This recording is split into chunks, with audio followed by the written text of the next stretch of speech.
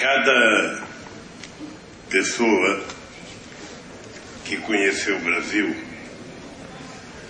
certamente sairá do Brasil com uma imagem melhor do que a imagem que ele entrou no Brasil. E eu acho que poucos países do mundo têm a diversidade que tem o Brasil para mostrar ao mundo. Eu digo sempre que quando a gente assiste a Copa do Mundo, e eu disse aqui ontem, nesse mesmo palco, que quando você vê o time da Alemanha entrar em campo, com exceção do Cacau agora, que é um brasileiro naturalizado alemão, você só vê alemão.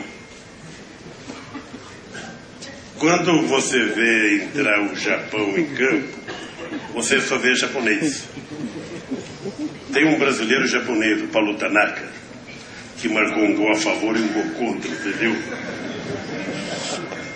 Quando você vê a Coreia do Norte ou a Coreia do Sul entrar em campo, a diferença é que um é mais alegre do que a outra. Eu não sei, aquele rapaz chorava tanto quando tocava o hino da Coreia, eu acho que ele estava com medo de voltar.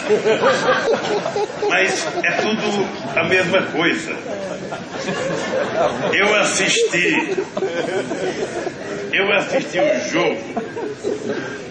o jogo Itália e Sérvia ou Itália e Croácia, em que nem no banco de reservas e nem no campo tinha um único negro. E assim você vai vendo que são poucos os países que têm essa diversidade de raça, essa diversidade cultural que tem o Brasil. Então o Brasil teve uma mistura extraordinária, que é a mistura do índio, do negro e do europeu. E deu essa gente bonita como eu. Que se não tivesse outra razão para vocês ir ao Brasil, teria a beleza das mulheres e dos homens do meu país.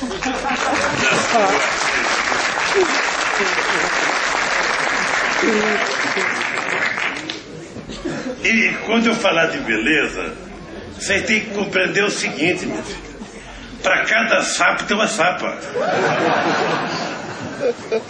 Ninguém fica sem o seu par.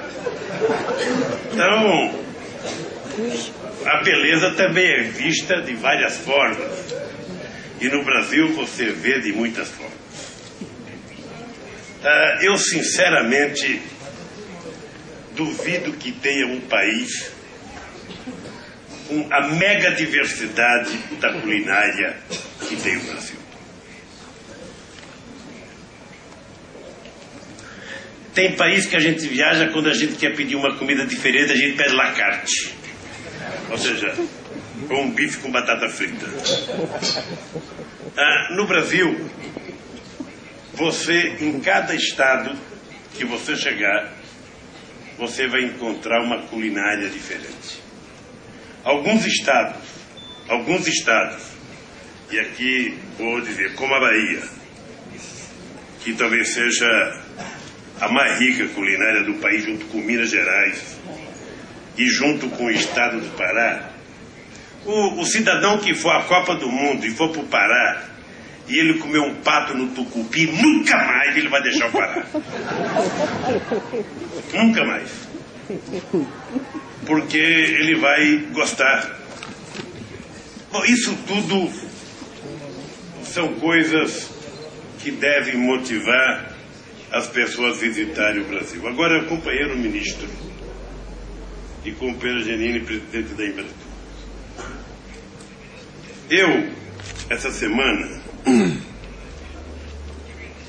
eu preciso ser muito sincero, porque às vezes a sinceridade dói, mas ela é melhor do que uma mentira que não dói. Eu fui esses dias lançar um programa de cinema lá em Lusiânia. E foi uma coisa muito interessante, porque todo mundo culpa todo mundo pelo fracasso do cinema. Achei fantástico. Todo mundo culpa todo mundo. A única coisa que a gente não pergunta é o seguinte: por que o cidadão não vai ao cinema? Ou por que o cidadão não faz um cinema? E a gente não tem resposta. Eu comecei a brincar com os nossos companheiros e dizer o seguinte: olha, primeiro, nenhum empresário comunista ou socialista, sabe, vai fazer um cinema se ele não der lucro. A primeira razão para alguém fazer o cinema é para ele dar lucro. Se não der lucro, ninguém vai fazer o cinema. Se o Estado fizer cinema, vai ter prejuízo, além de ter uma quantidade de burocrata trabalhando no cinema, que vai ficar muito caro. Então nós temos que motivar as pessoas a fazer o cinema ser lucrativo. E aí é saber como tirar um casal de casa. Como tirar o marido e a mulher de casa para ir para o cinema. Ou seja, como tirar um casal de jovem de casa para ir para o cinema, se você não oferecer para ele múltiplas oportunidades na hora que ele sai de casa. Porque às vezes ele tem que pegar um carro, tem que ir no estacionamento, quando ele vai buscar o carro roubaram, ou seja, tem que ter alguma coisa para ele comer perto do cinema, tem que ter alguma coisa para ele fazer, porque se for apenas para ir para o cinema, se ele tiver uma televisão dessas que eu vi agora 3D, ele não sai por nada desse mundo. Ele fica no sofá, pedindo as coisas para a mulher. Me dá geladeira, me dá água, me dá cerveja, me dá uísque, me dá limão, ele fica em casa. Eu estou contando esse caso do cinema, que é uma coisa que a gente precisa, Eduardo, se preocupar. Como é que você vai levar o cinema na periferia do Rio de Janeiro? Como é que a gente vai fazer um cinema no Complexo do Alemão? No Pavãozinho?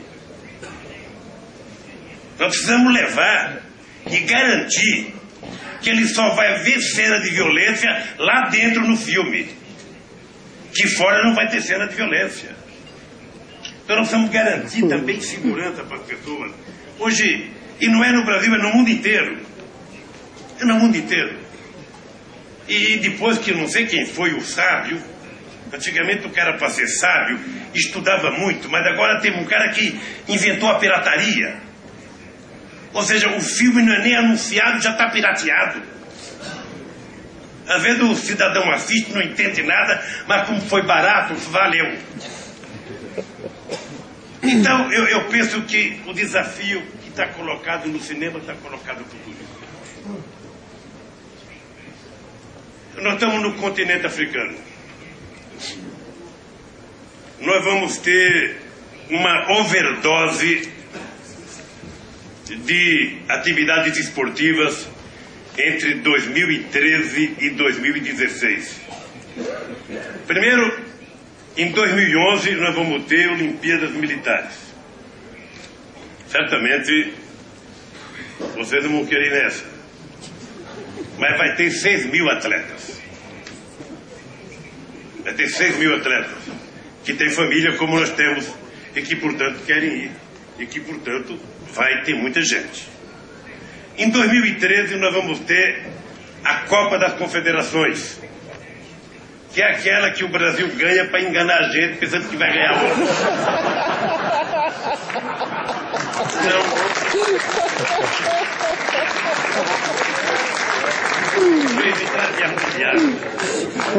Depois a gente vai ter a Copa do Mundo em 2014.